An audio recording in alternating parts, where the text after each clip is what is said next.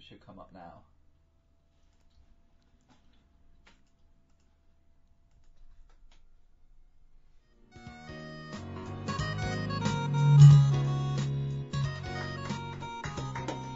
Hi, thanks very much. That's great. Thank you.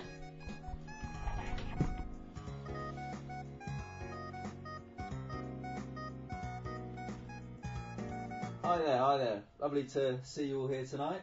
Thanks so much for coming down. I'm a Menhir, and which is a particular kind of Neolithic standing stone found all over Western Europe, and particularly densely packed in northwest France.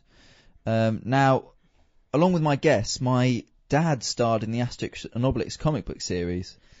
He didn't really star in them. Well, he was in most of the comics. Obelix carried him around on his back all the time. He's right, though. Your dad didn't really star in them. He never played a named character. He did. He played the Menhir. He played a Menhir. He didn't play the Menhir. There were many Menhir. Many Menhir. What? He said many Menhir. Yes, and what? Okay, it doesn't matter. Anyway, I'm here with Asterix. Hello. Hi. And I'm here with Obelix. Bonjour, hello. And I've been invited by the artist Matthew de Castanet-Girodo to come and talk to these guys about their experience of working on the comics, the Asterix and Obelix comics. So they're going to be sharing some anecdotes and behind-the-scenes stories. So Asterix, you must have some stories to tell. Why don't you start us off? Okay, so I remember for Asterix and Obelix in Switzerland, they made us do a diving course because we're going to do some diving. But it never really happened, but we still did the course. I remember going in on the first day, this was before we got in the water, just in the classroom, learning the names of all the equipment and stuff.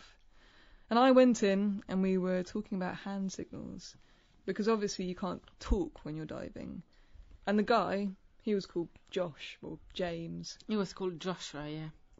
And so he put his thumb up and said, "What do you think this means?" And I said, "That's easy. That means yes, or everything's fine, or okay, or whatever." And he said, "No, that means let's go towards the surface." And then thumbs down means let's go deeper. Actually, in diving, for okay, or everything is fine, you do an okay with your thumb and forefinger. And then he did this sign, the okay sign, with his thumb and forefinger. And I said, "So what about when everything's not okay? Like, for example, when something's wrong, you're running out of water or whatever." And Joshua went quiet and then said, "Oh, we don't have a hand gesture for that." And then he said that if you're running out of air or that sort of thing, you just make a face. Wow, that's really strange. That's a great story, Asterix. And did you know that in Latin America, that OK signal, that one with your thumb and the forefinger, it's considered obscene. It's a symbol for the anus.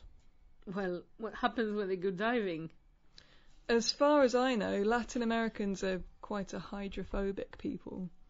The Brazilians particularly, they can't stand the water. Oh yes, they like the beach, but you just try and put them in a boat and see what happens. Right. Did you guys get taught the diving sign for "I am stuck"? No, what does it look like? Well, it's quite hard to describe when you haven't got any hands. Let me bring it up on screen. There we go. It's where you kind of have a fist, but then you poke the tip of the thumb between the forefinger and the middle finger of the fist. And if you use it, you use it if your equipment is stuck, or you're stuck on something. But in Slav or Turkish cultures, that gesture is really rude. It's called the fig sign. And the thumb represents a little penis or a clitoris, which is where it gets its name from, because fig is a slang term for female genitalia. And you sort of point it at someone if they ask you to do something you don't want to do. Well, what happens when they go diving? Oh, the Turks are known as a people with little or no regard for water. They view it as very much beneath them. They're a very grand people, the Turks. I'm not sure you can say that. I think it might come off quite badly. No, it's correct. The Turks are very grand people, very noble in many respects. It's more that I think it's the term, the Turks. I think that might come off quite badly. How so? It doesn't matter. Did you get taught the diving hand gesture for level off at this depth? No, we got taught basic hand gestures. We didn't even had any kind of diving, really. It was just an intro thing. That's the whole point. We spent 3 days with this diving instructor and did all the basic safety training and swam around a shallow pool. But we never went out and did not do proper diving. And also, I'm almost certain that there is a diving hand gesture for something is wrong. I would be very surprised if divers have a gesture for level off at this depth, and yet they don't have a gesture that means I'm running out of air. Yeah, there is actually. That I just didn't want to ruin Asterix's story. What is it then? What is the hand gesture for something is wrong? Well, actually, it's very similar to level off at this depth. And how does that go? Well, for level off at this depth, you sort of hold your palm out and spread your fingers around, and move it slowly from side to side. And for the something is wrong hand signal, it's basically the same, only you wave it a bit faster and more erratically. There's still a level of interpretation needed for that. It's not as clear as that everything's okay hand gesture. You'd think they'd allocate something is wrong a really obvious hand gesture, not one that can be interpreted in a number of ways. So the story still stands. Well, you claim that they told us just to make a bit of a face, which is very much not true. Look, it's a good story, and this just muddies the waters.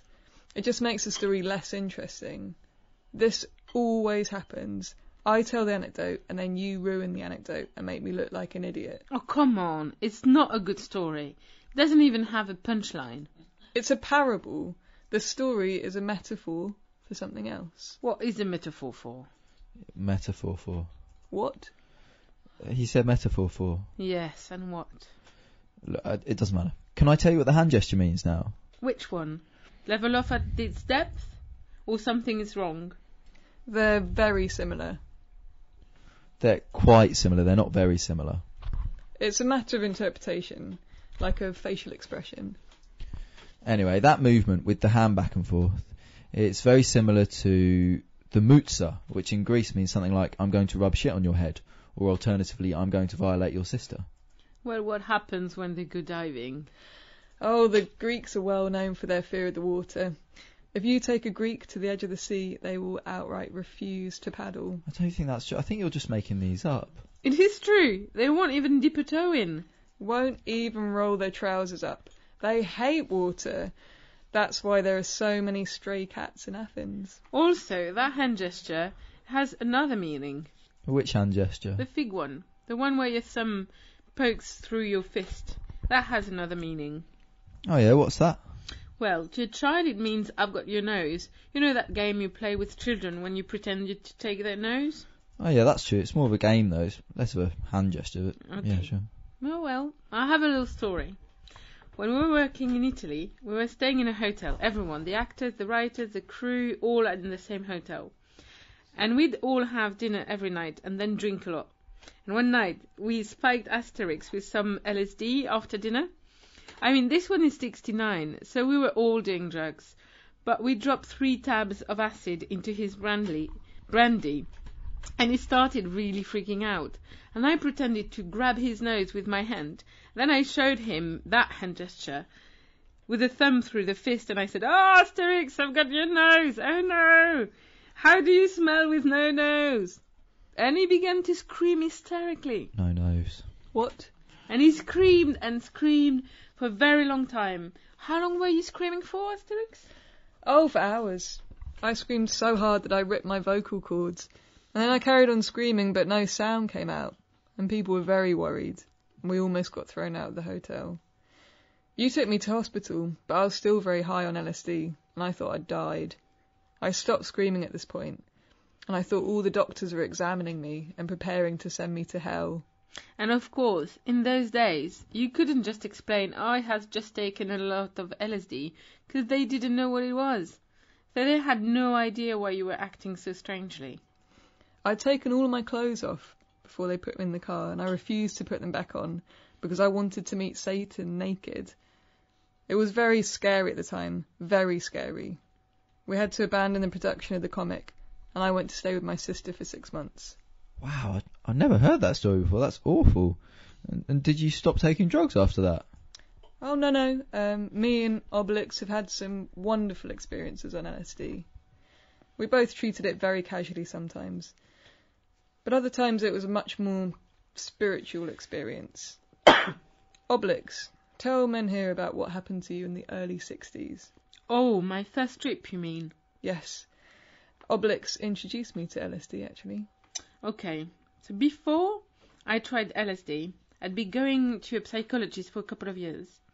One thing I found out about fame is that you have to fight for it a lot, and then when you achieve it, you can't give up the fight. I'd achieved what I wanted to and didn't know how to stop. I had been addicted to tobacco and Bontril, a mild form of amphetamine. It never occurred to me that I was addicted to something like that. Then I decided to stop, and I did. I stopped smoking and I stopped speed at the same time. Quitting those two drugs put me in a state when one day, once on the set, I started crying and I started shitting and my nose was bleeding, earwax was pouring out. I was like exploding or imploding, and every kind of impurity in my body was leaving my body. They didn't want to touch me, because I was just covered with excrement. They took me to a friend of mine's psychologist, Sydney Prince. Wonderful guy. Cleaned me up. I took a shower, and he sat me down and said, "What the problem?" I said I honestly didn't know. It just never occurred to me that withdrawal was causing this stuff. I didn't know anything about drugs. I had smoked marijuana before that. That was the only drug I had any time familiar with, except tobacco and alcohol, of course. I kicked tobacco at the age of 34. I smoked for 20 years, from 14 to 34. Then I reached a point where I was pretty happy with everything. Sydney asked me how much further did I want to go with this.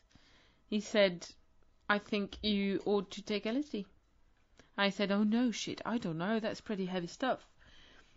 It was demonized those days.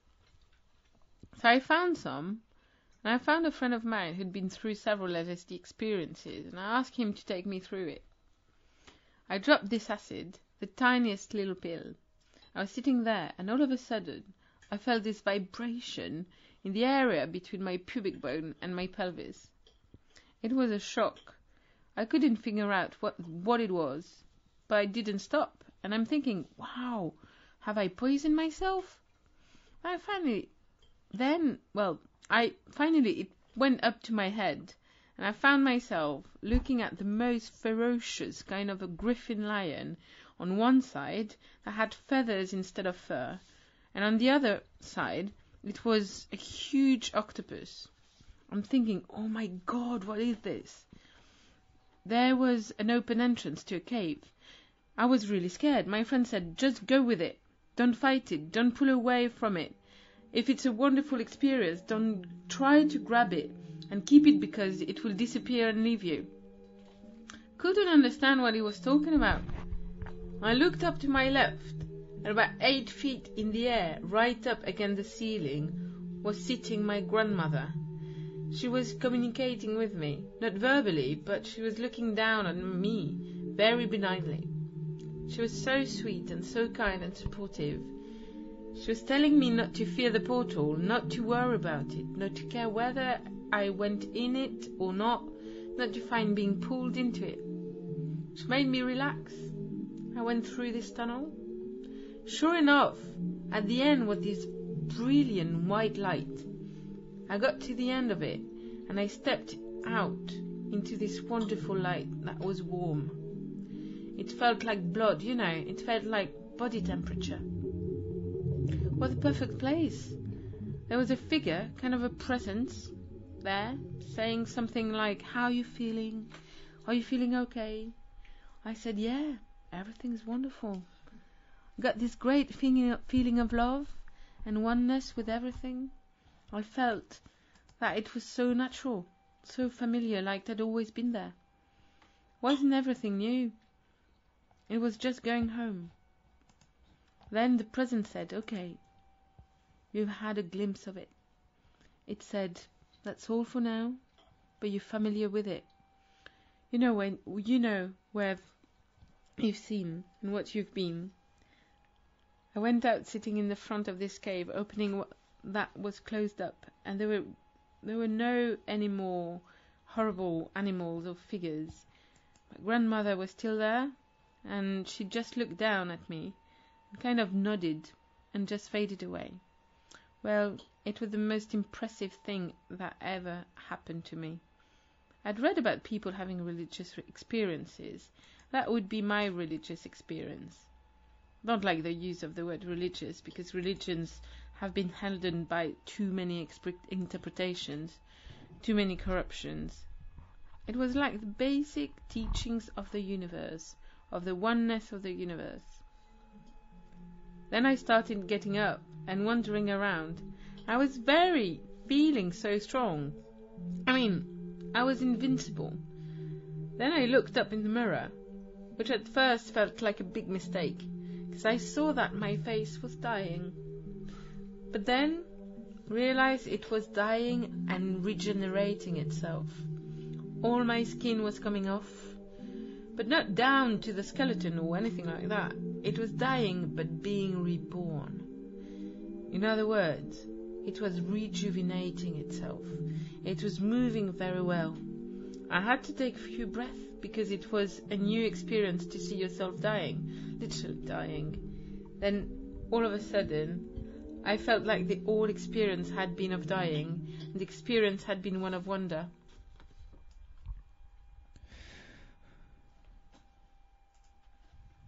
One of wonder. What? He said one of wonder. Yes, and what? I think you misunderstood the point of the story. Sure, okay. Okay, well, I think that's all we have time for. So thanks so much to Asterix and Obelix for taking part. And thanks everyone for listening.